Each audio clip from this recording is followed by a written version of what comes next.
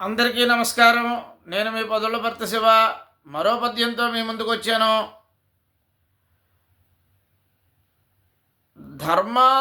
ధర్మాలలో కల్లా ఉత్తమోత్తమైనటువంటి ధర్మం ఏమిటి అనే విషయంలో తిక్కన గారు మంచి పద్యం రాశారు.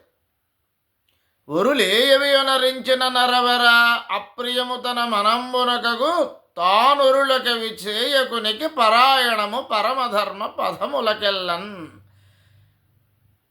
అన్ని ధర్మాల్లోకి ఉత్తమోత్తమైనటువంటిది ఏంటంటే, ఒరులు ఏవి అనరించిన ఇతరులు ఏవైతే చేస్తే నరవర, ఓ రాజా, నరులలో శ్రేష్ఠుడైన మానవుడా లేదా రాజా, అప్రియము తన మనంబునకగు, అది నీకు రుచించలేదు, అది నీకు ప్రియంగా లేదు, అది నీకు ఆనందాన్ని కలిగించలేదు, అది నీకు బాధను కలిగించింది.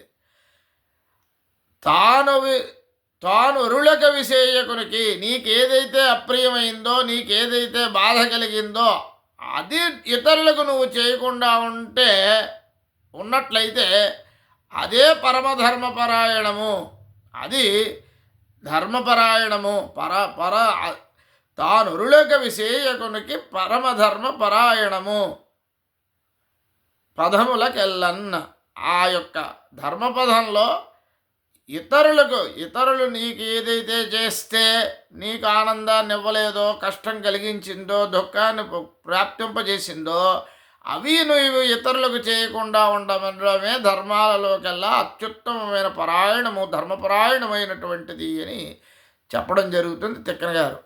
మీకు నా పద్యం నచ్చినట్లయితే లైక్ చేయండి, షేర్ చేయండి, ముఖ్యంగా సబ్స్క్రైబ్ చేయండి.